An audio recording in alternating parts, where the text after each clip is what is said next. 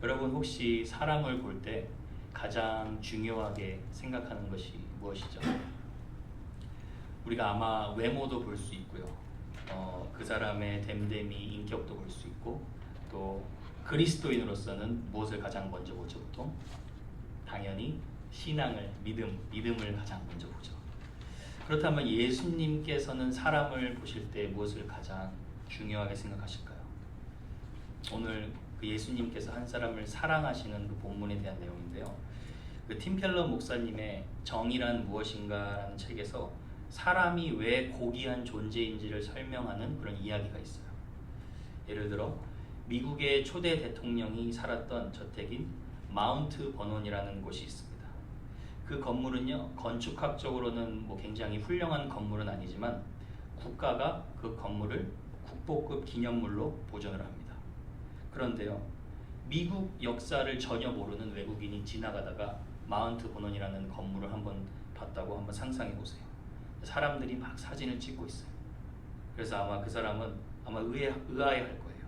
아니 그냥 조금 더 큰 저택 같은데 왜 저렇게 사람들이 사진을 찍으면서 좋아하지 하면서 의아해할 것입니다. 근데 어떤 한 미국인이 그 의아해하는 외국인에게 딱 한마디 하는 거예요. 이 저택은요, 미국의 기초를 놓은 초대 대통령 조지 워싱턴 대통령께서 살던 곳입니다. 아마 그 말을 듣는 순간 자신이 별 볼 일 없다고 생각했던 그 건물에 대한 관점이 완전히 바뀔 것입니다. 왜냐면요, 건물이 어떻게 지어졌는지가 중요한 게 아니라 건물에 누가 살았었고 그 건물의 소유주가 누구냐에 따라서 그 건물조차도 가치가 올라가기 때문입니다. 그래서 중요 포인트는 그것입니다.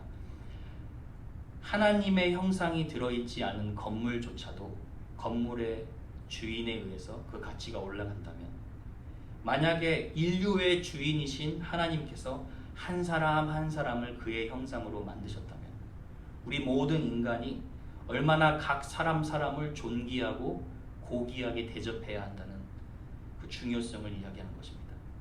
오늘 본문 말씀을 보면요, 예수님께서 유대 사회의 왕따라고 불리는 혹은 민족의 반역자라고 불리는 이 한 사람을 존귀히 여기셔서 자신의 제자로 부르십니다. 그 사람이 누구냐면요, 바로 레위입니다.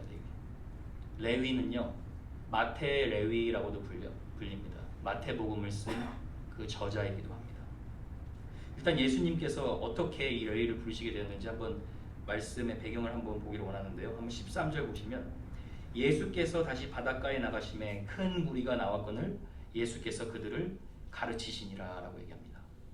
예수께서 다시 바닷가에 나오셨다라는 것은요, 1장에서 갈릴리 해변에서 해변을 중심으로 살던 그 어부들을 자신의 제자로 부른 그 모습을 연상케 된다고 할 수 있습니다.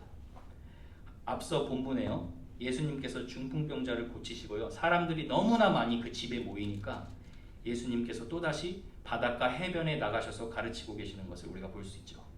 우리가 이처럼 예수님의 삶을 보면요, 밥 먹는 시간, 자는 시간 외에는요, 하나도 시간을 허투루 낭비하지 않으시고 한 사람이라도 복음의 말씀을 듣고 구원을 받는 것이 가장 중요하다고 생각하셨던 것을 우리가 볼 수가 있죠.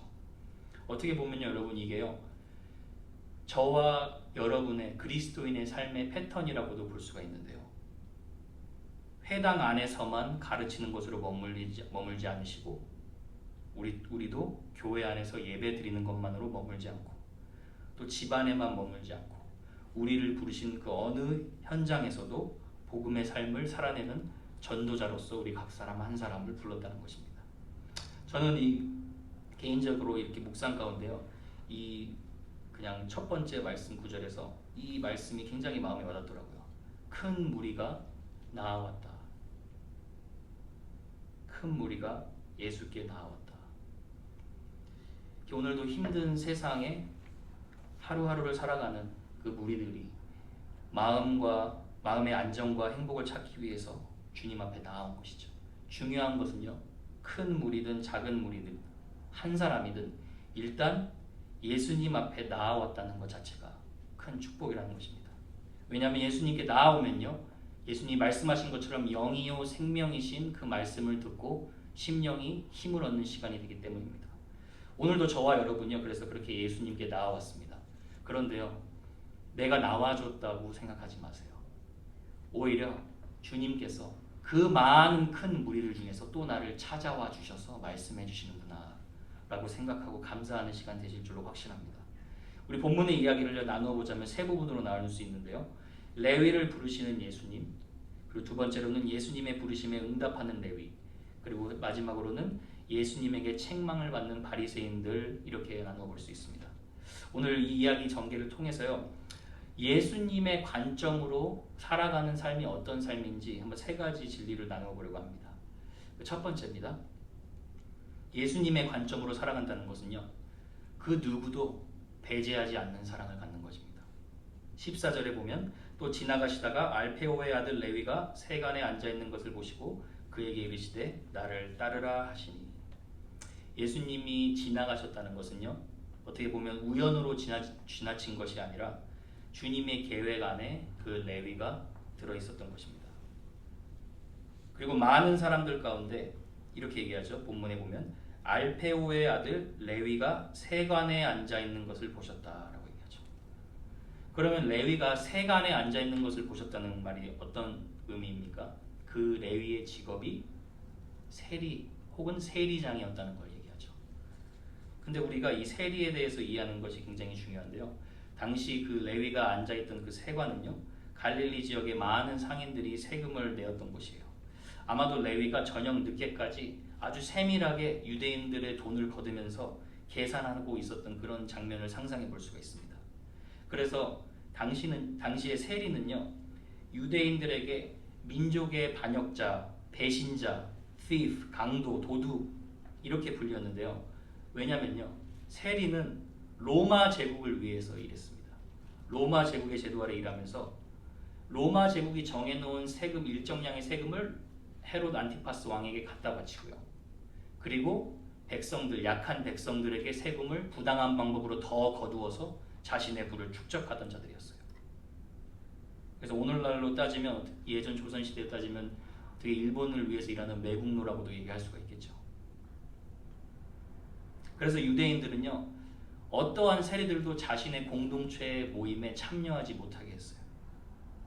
그런데 그렇게 배제당하고 사회적으로 소외당하고 유대인 동족들이 무시하는 그 레위를 예수님께서 보시고 자신의 제자로 부르셨다는 것입니다. 예수님께서 이 레위를 보셨다는 것은요, 아마도 그의 삶을 아마 자세히 보셨다는 것이라고도 예상할 수가 있습니다. 재물을 열심히 축적했을지는 몰라도 사회적으로 사람들에게 거부를 당하면 정신적으로 온전하지 못하죠.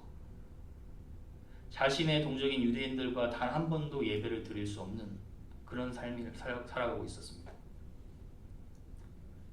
세리들은요, 몇 개 국어를 구사할 수 있는 그런 사회적인 엘리트였지만 내면에는 지금 항상 이 마태가 세간에 앉아서 무언가 항상 공허함, 또 외로움, 허무함 이런 것들을 느끼고 있을 것입니다. 그런 레위의 삶을 주님께서 다 알고 계셨던 것이죠. 그래서 그렇게 한숨을 푹푹 쉬면서 돈을 걷고 내면을 울고 있는 레위에게 나와서 한마디로 부르시는 거죠. 나를 따르라. 은혜의 부르심이죠. 사람들이 너를 다 거부했지만 너는 나를 따르라. 여러분, 여기서 우리가요, 복음의 가장 기본 진리가 무엇인지를 보게 되죠.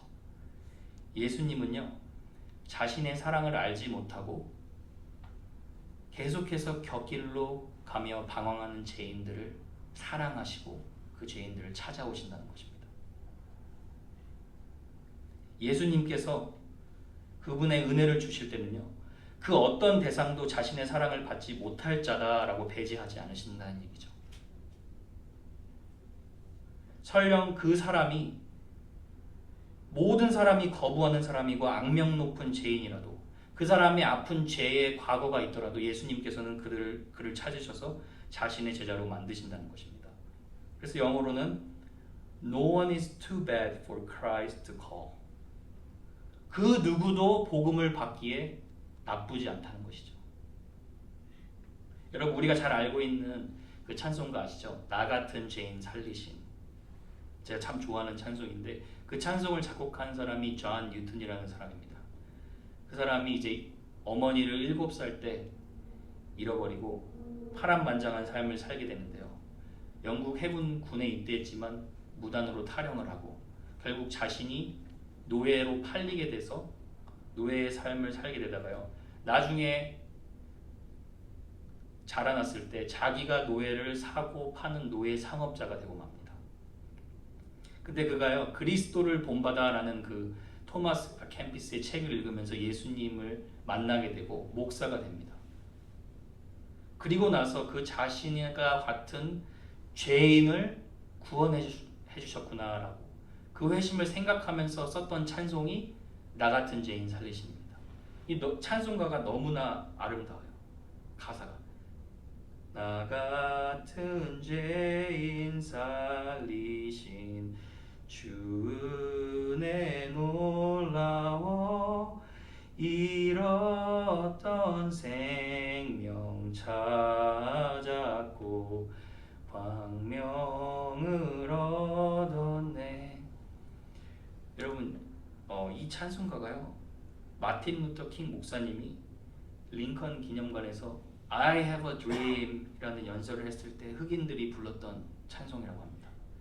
9.11 테러로 쌍둥이 빌딩이 무역센터 빌딩이 완전히 무너졌을 때 미국인들이 눈물로 불렀던 찬송가가 이 찬송이라고 합니다. 한국인들이 사랑하는 가장 찬송가의 1위가 이 찬송이라고 합니다. 왜 그렇게 사람들이 이 찬송가를 사랑할까요?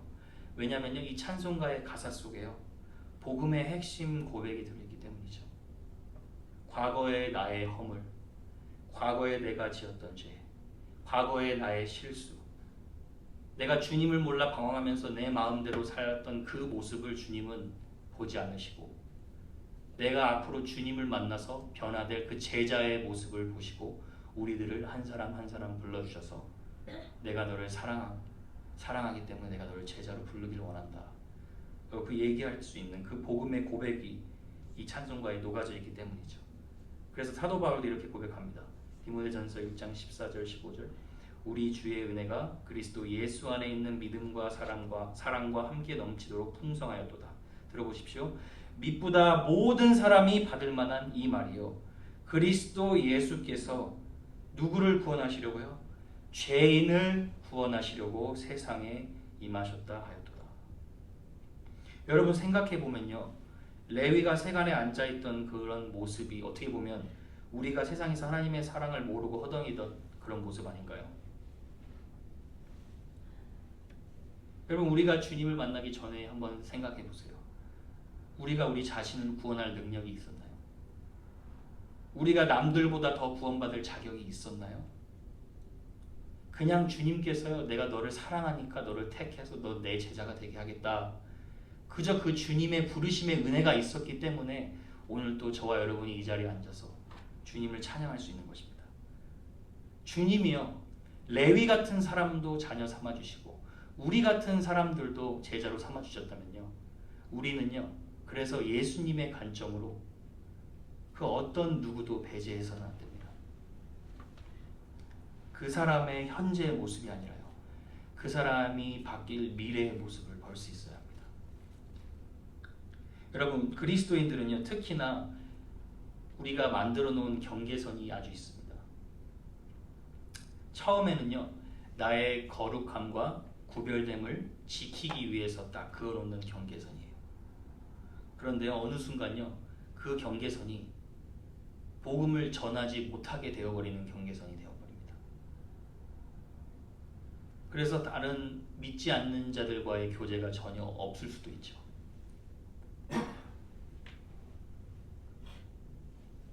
탕자 비유에 나오는 첫째 아들의 모습이죠.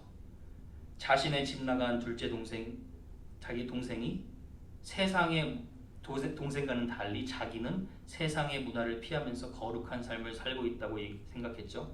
그런데 정작 동생이 돌아와서 아버지가 그 동생을 아무 말 없이 끌어안는 그 모습을 보며 이해할 수 없게 생각했었죠. 어떻게 저러실 수 있지? 자기만의 문화, 자기만의 신을 만들어 놓고 종교 생활을 하고 있었던 모습을 볼 수가 있죠. 여러분, 우리가 조심해야 되는 부분이 이런 부분입니다. 우리가 세상의 경계선을 긋지만 때로는요, 우리가 바리새인의 모습으로 믿는 자들끼리만 교제하고 행복한 삶을 살자라고 착각할 수가 있어요. 그런데요, 여러분, 그 말씀을 아셔야 합니다. 예수님께서 산상수훈을 통해서 우리에게 뭐라고 얘기하셨죠? 너희는 세상의 빛과 소금이다 라고 얘기했죠. 너희는 교회의 빛과 소금이라 라고 얘기하지 않으셨죠. 빛은요, 어둠 속에서 있을 때 빛이 날 수 있어요. 소금은요, 부패된 것을 방지하고 음식의 맛에 풍미를 더하는 역할을 하는데요, 그 소금이 소금의 역할을 감당하기 위해서는요, 그냥 소금끼리 붙어서 있는 것이 아니라 소금이 고기에 스며들면서 자신을 소멸할 때 그 자신의 소금의 역할을 감당하는 것입니다. 그래서 어떤 텔레케라는 학자가 이렇게 얘기했어요. 소금과 빛은 공통점이 하나 있다. 둘 다 자신을 내주고 소멸하기에 온갖 부류의 자기중심적인 신앙과 반대된다. 여러분, 저와 여러분은요, 세상의 죄인들을 위하여 우리의 삶을 내어줄 수 있는 그 사랑을 보여줘야 될 줄로 믿습니다. 당시요, 레위를 부르는 그 유대인들이 이렇게 얘기한 거예요. 저 사람이 어떻게 우리 공동체에 들어오냐? 저런 죄인을 어떻게 얘기하고 있느냐? 저런 죄인들이 어떻게 예수님과 밥을 먹고 있느냐? 근데 주님이 바꿔버린 거예요. 그 사람도 나를 만나서 나를 위해 헌신하는 제자가 될 수 있다. 여러분, 혹시나요, 내 기준에서 내가 그어놓은 경계선으로 어떤 사람들을 배제하는 그런 마음이 있으세요? 그러면요, 그 경계선을 허무시길 바랍니다. 주님의 사랑으로 그 죄인들을 바라보셔야 합니다. 우리가 사랑해야 할 사람이면 사실 그렇게 멀리 있지 않습니다. 아주 가까이 있어요. 하나님께서 그렇게 우리의 삶의 자리로 부르셨어요. 그 사랑을 보여주라고, 삶으로 나타내서 그 복음의 삶을 살라고.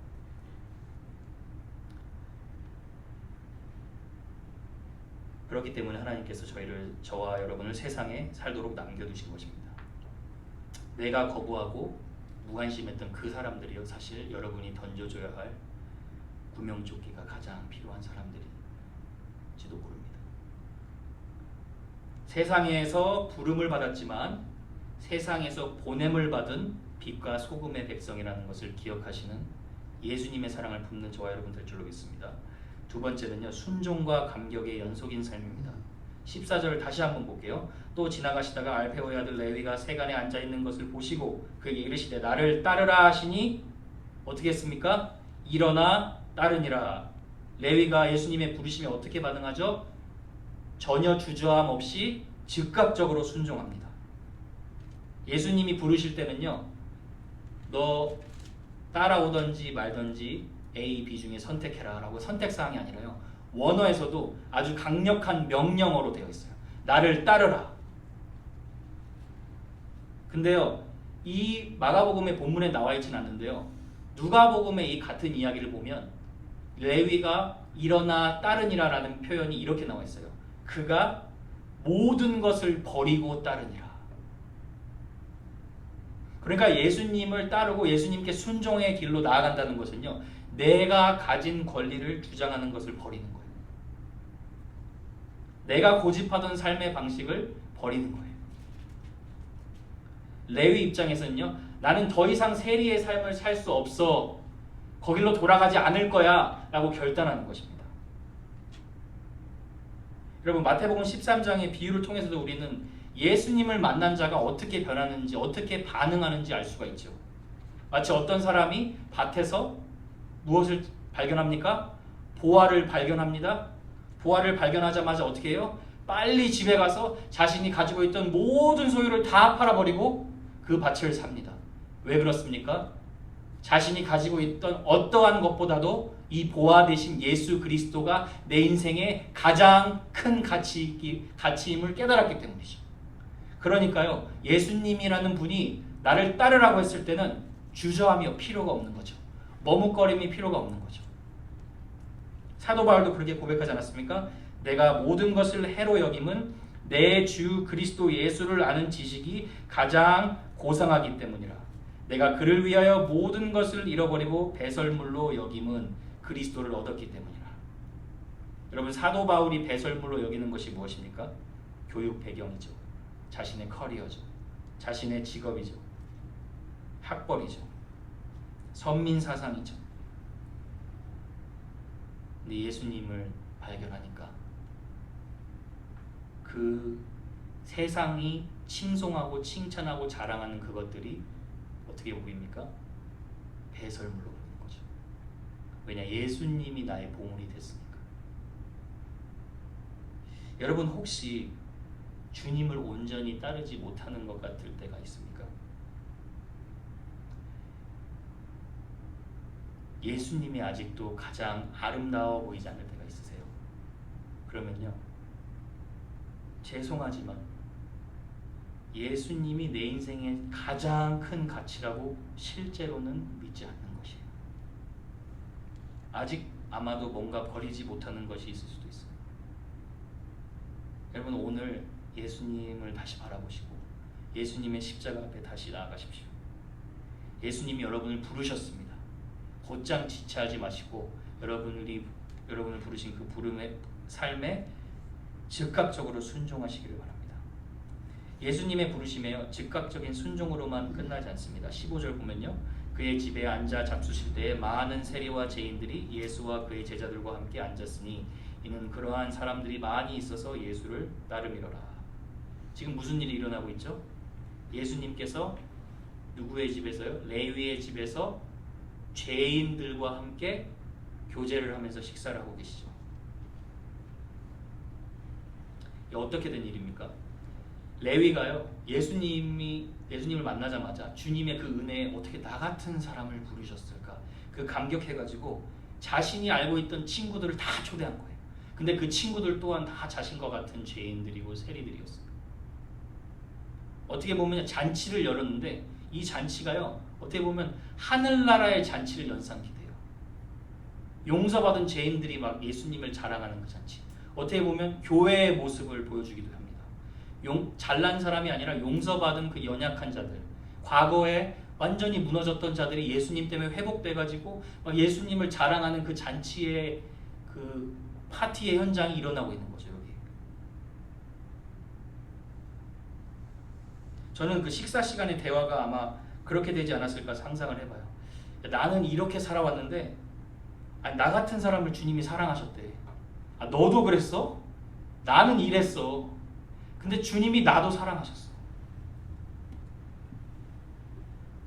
여러분, 식사를 함께 나눈다는 것은 유대 전통에 의하면 삶을 나누는 것이죠. 근데 이제 여기 본문에 보면요, 이렇게 나와 있죠. 그의 집에 앉아 잡수실 때에 많은 세리와 죄인들이 예수와 그의 제자들과 함께 앉았다, 이렇게 나오죠. 이제 함께 앉아서 먹었다는 것은요, 그때 당시 유대 전통에 의하면 방석이나 큰 매트를 깔고요, 이 연회장, 이 파티, 잔치를 벌였다는 거예요. 그래서 누가복음 5장 29절에도 이렇게 나와요. 레위가 예수를 위하여 자기 집에서 큰 잔치를 하니. 레위가 누구를 위하여? 예수를 위하여 자기 집에서 큰 잔치를 했다.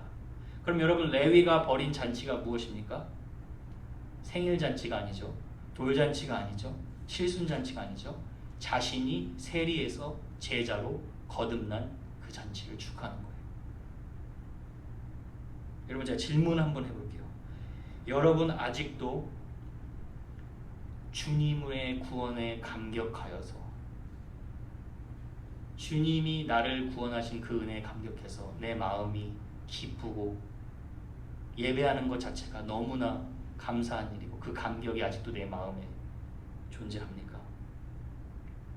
여러분, 예배를 드릴 때, 찬양을 드릴 때, 또 내 입으로 예수를 전할 수 있을 때, 또 이 세상 속에서 흔들리지 않는 하나님의 자녀로 살아갈 수 있다는 그 감격이 아직 내 안에 존재합니까? 혹시나 여러분 그런 감격이 식어버렸으면요, 오늘 주님께서 그 감격을 여러분을 통해서 다시 회복시켜 주시기를 원하십니다. 근데 그 감격이요, 순종과 맞물린다는 거예요. 예수 그리스도께 순정했더니 예수님을 만나고 예수님을 따르는 그 자체가 너무 기뻐서 파티를 여는, 잔치를 여는 감격이 따라온다는 것이죠. 여러분, 때로는요, 물론요, 우리가 순종할 때마다 감격이 있는 것은 아닙니다. 마음으로 갈등할 때도 있고 순종이 그렇게 쉽지 않을 때가 많이 있습니다. 저도 목사지만요, 매일매일 막 주님으로 인하여서 감격이 있는 것은 아니에요. 새벽에 일어날 때요, 주여 오늘도 새날을 깨우신 주님을 찬양합니다 라고 강대상에서는 얘기를 해요. 그런데 알람이 울릴 때 저의 모습은 절대 그렇지 않습니다. 주여 오늘도 나가야 됩니다. 근데요, 제 감정과 제 이성이 좀 흔들려도요, 그냥 몸으로 순종을 하는 거예요. 그냥 그 주님이 부르신 그 자리에 나아가는 거예요. 근데 순종하고 나면 이상하게 하나님께서 영적인 깨달음을 주시고 또 다시 감격을 회복시키세요. 그래서 하나님께서 우리들에게 제자도의 삶을 살아가게 하실 때는요, 여러분에게 순종과 감격이라는 그 체인 안에서 계속해서 하나님을 사랑 안에서 기쁨으로 따라갈 수 있게 하십니다. 사도 바울이 이렇게 고백합니다. 에베소서 1장 3절 4절 찬송하리로다 하나님 곧 우리 주 예수 그리스도의 아버지께서 그리스도 안에서 하늘에 속한 모든 신령한 복을 우리에게 주시되, 하나님께서 복을 주셨기 때문에 찬송하죠. 4절에 보면 곧 창세전에 그리스도 안에서 우리를 택하사 우리로 사랑 안에서 그 앞에 거룩하고 흠이 없게 하시려고. 그러니까 주님의 사랑 안에서 우리를 순종의 자녀로 빚어 가신다는 것입니다. 그러니까 주님이 우리를 감격하게 하시고 주님이 우리를 사랑하시기 때문에 우리가 계속해서 주님을 따라갈 수 있는 그런 제자가 되는 것이죠. 여러분, 오늘 주님이 주시는 감격 다시 새롭게 회복될 줄로 믿습니다. 다윗이 고백한 것처럼 주의 구원의 즐거움을 내게 회복시켜 주시고 자원하는 심령을 주사 나를 붙드소서. 주의 구원의 즐거움을 내게 회복시켜 주시고, 여러분, 구원의 즐거움이 회복되어서 순종과 감격이 넘치는 제자도의 삶을 살아갈 줄로 믿습니다. 마지막입니다. 예수 그리스도의 관점으로 살아가려면요, 자기의 의와 교만을 경계하는 영적인 긴장감을 가지고 있어야 됩니다. 16절에 보시죠. 바리새인의 서기관들이 예수께서 죄인 및 세리들과 함께 잡수시는 것을 보고 그의 제자들에게 이르되 어찌하여 세리 및 죄인들과 함께 먹는가 라고 얘기하죠. 자, 먼저 여기서 보면요, 바리새인의 서기관들이라는 표현이 있어요. 약간 좀 애매한 표현이죠. 서기관이면 서기관이고 바리새인이면 바리새인이지, 바리새인의 서기관들이 누구인가? 아마도 하나님의 말씀을 굉장히 잘 안 바리새적 사상을 가진 율법학자들로 보여요. 쉽게 말하면요, 사람들 앞에서 외적인 것에 신경을 쓰는 그런 위선적인 생각을 가지고 있던 사람이지만 나름 하나님의 지식은 굉장히 많이 알고 있던 자들입니다. 그런데 이제 죄인들이 예수님과 함께 교제하면서 레위를 축하하는 그 축하의 현장 속에서 그들의 반응이 이래요. 어찌하여 세리 및 죄인들과 함께 먹는가. 한국어 번역은 참 고상하게 번역했는데요, 실제로는 이런 말이에요. 어찌 저렇게 더러운 자들, 저런 더러운 놈들과 예수님이 함께 먹는가, 이런 뜻이에요. 그럼 하나님의 지식이 있어도요, 하나님 앞에서보다 사람 앞에서 신앙생활을 하는 자의 특징이 자신들이 정해놓은 그 기준으로 사람을 판단해서 오히려 복음의 장애물이 되는 것을 우리가 볼 수 있죠. 그래서 이 대목을 두고 초대교부 그레고리가 이렇게 얘기했어요. 예수 그리스도께서 죄인들과 함께 교제하는 것을 정죄하는 것은 의사가 환자들과 교제하는 것을 정죄하는 것과 같다. 그러니까 말이 안 된다는 것이죠. 예수님은 죄인들과 교제하시기 위해 오신 거예요. 죄인들에게 회개만 하라고 명령하신 게 아니라요, 예수님은 죄인들을 회개하라고 하고 죄인들과 함께 영원히 교제하시기 위해 오신 거죠. 그래서 빌립보서 3장 20절에도 볼지어다 내가 문 밖에 서서 두드리노니 누구든지 내 음성을 듣고 문을 열면, 들어보세요, 내가 그에게로 들어가 그와 더불어 먹고, 예수님도 용서받은 죄인들과의 교제를 원하시고 그는 나와 더불어 먹으리라. 그 사람의 죄를 정죄하고 심판하러 오신 것이 예수님의 목적이 아니라 그들을 회복시키고 영원한 교제를 하시기 위해 오셨다는 거죠. 근데 바리새인들은 지금 환자들을 오히려 죄인들을 향하여 너는 이 병이 있다 저 병이 있다 이렇게 진단만 내릴 뿐 자신이 정작 병든 자라는 것을 볼 수가 없는 상태에 있는 것을 우리가 볼 수 있죠. 그래서 예수님께서 마지막에 뭐라고 말씀하십니까? 복음이 무엇인가를 설명하십니다. 예수께서 들으시고 그들에게 이르시되 건강한 자에게 의사가 쓸데없고 병든 자에게 쓸데있느니라. 나는 의인을 부르러 온 것이 아니요 죄인을 부르러 왔노라. 여러분 여기서 말하는 의인은요 선한 삶을 살려고 노력하는 자들을 말하는 것이 아니라요 자신이 스스로 의로운 자라고 여기는 자들, 자칭 의인을 말합니다. 풀어서 얘기하자면요 자신들의 힘으로 혹은 자신들의 어떤 능력과 자신들의 율법을 지킴으로 예수님 하나님을 기쁘게 하실 수 있다고 착각하는 거죠. 여러분 종종요 이런 바리새인의 영을 가진 신자들도 우리 많은 교회들 가운데 볼 수가 있는데요. 그렇게 생각하는 겁니다. 나는 의롭고 너는 아니다. 나만 의롭다. 그래서 청교도 중에 한 명이었던 존 오웬이라는 분이요. 죄와 유혹이라는 책에서 아주 깊은 통찰력을 나눠줍니다. 이게 뭐냐면요. 이런 자기의에 빠진 자들을 향하여서 이렇게 얘기해요. 그들은 죄를 죽이지 않는 신앙 고백자다. 이렇게 얘기해요. 그러니까 신앙은 고백하는데 자신의 죄는 전혀 무관심한 거죠. 그 자들의 특징을 두 가지로 얘기합니다. 첫 번째는 자신의 생활 속에 있는 죄의 실체에 대해서는 전혀 관심을 갖지 않는다고 얘기해요. 그러니까 예수 그리스도의 지식이 있어도 바리새인처럼 그 세상의 더러운 것들을 피하지 못하고 오히려 하나님을 거부하는 그런 상태의 사람으로 되어버리는 거죠. 두 번째 특징은요. 자신의 죄를 죽이지 않는 신앙 고백자들은 아마 이 모습이 가장 바리새인의 모습을 잘 반영했는데요. 이렇게 얘기합니다. 그는 다른 사람들과 비교할 때에 의로운 것처럼 보이지만 여전히 세상의 방법으로 살고 있다. 그는 신령한 이야기를 하지만 헛된 삶을 살고 있다. 그는 하나님과 자신의 교제에 대해 이야기하지만 모든 면에서 세상을 따른다. 그는 하나님으로부터 용서함을 받았다고 자랑하면서 다른 사람을 용서하지 않는다. 여러분 존 오웬이 목사님이 말하고자 하는 핵심이 무엇이죠?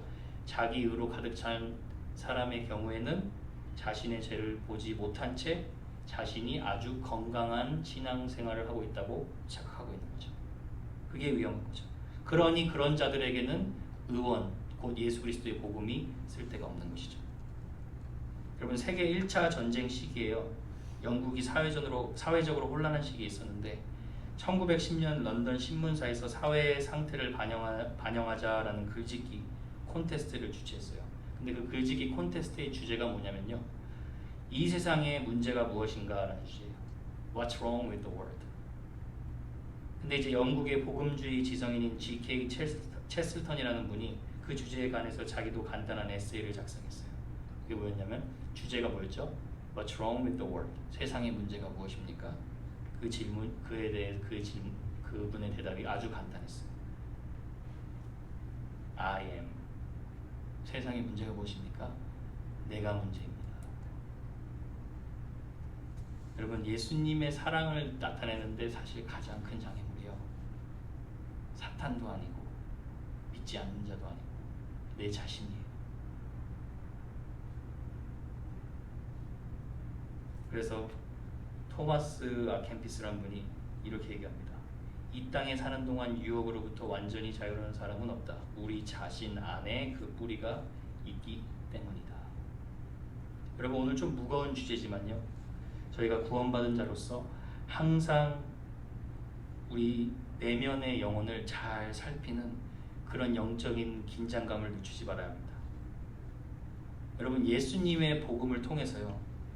내가 계속해서 변화되는 것이요. 내 주변을 변화시키는 가장 큰 능력이에요. 손가락질하는 것이 아니라요. 예수님의 사랑으로 나에게 손가락질하는 거죠. 하나님 내가 변화되겠습니다. 내가 저 사람 품겠습니다. 그러면 십자가의 능력이 나타나는 거예요. 그래서 우리가 사탄의 공격을 이 교만, 이 자기의 의로 우리를 포장시켜서 겸손과 사랑의 진정한 십자가의 삶을 살아내지 못하도록 하는 그 사탄의 공격을 우리가 예수님의 복음 선언을 통하여서 잘 기억해야 될 줄로 믿습니다. 건강한 자에게 의원이 있을 때 없고 병든 자가 누구입니까? 스스로 죄인임을 인정하고 스스로 십자가의 은혜가 날마다 필요하다고 고백하는 그 자들을 통해 하나님이 일하신다는 것입니다. 여러분, 말씀을 맺겠습니다. 여러분, 예수님의 관점으로요, 누구든 복음을 위해서 품을 준비를 하십시오. 내 기준에서 배제한 것으로 사람들을 치는 것이 아니라 주님의 사랑으로 그 사람들을 바라보시길 바랍니다. 여러분, 내 기준에서 사람들을 사랑하면요, 주님도 우리를 사랑하실 수 없었습니다. 여러분은 어떻게 생각할지 모르겠지만요, 제가 하나님의 자리에 있어서 내가 사랑하는 사람을 선택했다고 생각하면요, 저는 저를 왜 선택했냐라고 아마 물을 거예요. 어떻게 나 같은 사람을 선택할 수 있을까? 그 은혜 평생 동안 감사하며 살아도 모자랍니다. 그래서 여러분, 사람들을 사랑하세요. 사람들에게 상처를 주지 마십시오. 사람을 보고 그 고귀한 하나님의 형상을 바라보십시오. 미래에 예수님 때문에 변화될 그 하나님의 형상을 보십시오. 하나님 나라의 복음은요, 죄인들 때문에 더러워지지 않습니다. 오히려 그 주님의 복음을 가지고 나아갈 때 죄인들의 그 죄의 전염이 거룩해지고 깨끗해집니다. 여러분 때문에요. 예수 그리스도의 십자가의 사랑 때문에 깨끗해집니다. 이 복음의 감격을 세상에 전하시고, 세상은요, 정말로 주님 때문에 감격하는 그리스도인을 보고 싶어요. 바리새인처럼 자신의 의와 교만으로 가득 찬 맹목상 그리스도인이 아니라요, 십자가를 지고 겸손하게 주님을 찬양하는 그 진정한 그리스도인을 보고 싶어합니다. 저와 여러분이 그 주님의 마음을 품고 세상 속에 준비하신 그 제자들을 찾아내고 사랑하며 또 그 자들을 위해서 함께 구원을 축하할 수 있는 일이 많이 일어나기를 주님의 이름으로 축복합니다. 우리 다 같이 이 찬양으로 마치길 원하는데요. 여러분, 오늘 주신 말씀 기억하면서, 하나님, 제가 사랑하지 못하는 그 존재가 누구입니까? 하나님, 제가 그어놓은 그 경계선에 들어오지 못하는 자가 누구입니까? 네, 여러분, 하나님께서 여러분을 왜 선택하셨는지 생각해 보셨습니까? 어떤 이유가 있었나요? 그냥 여러분 사랑하셔서 선택하신 거예요. 이제 그 마음으로, 예수님의 관점으로 여러분이 혹시 사랑하지 못하는 사람, 용서하지 못하는 사람, 내가 배제한 사람, 그 사람 먼저 사랑하라고 하나님 말씀하십니다. 하나님께서 여러분 그 순종을 통해 감격을 회복시키기를 원하십니다. 우리의 의와 우리의 교만 주님 앞에 내려놓고 날마다 주님의 은혜로 살아가는 그런 겸손한 하나님의 자녀가 되기를 원하십니다. 오늘 이제 다 같이 일어나셔서 우리 하나님의 은혜 부를 때 우리를 구원하신 그 십자가의 은혜를 기억하면서 마음으로 담아 찬양 고백하기를 원합니다.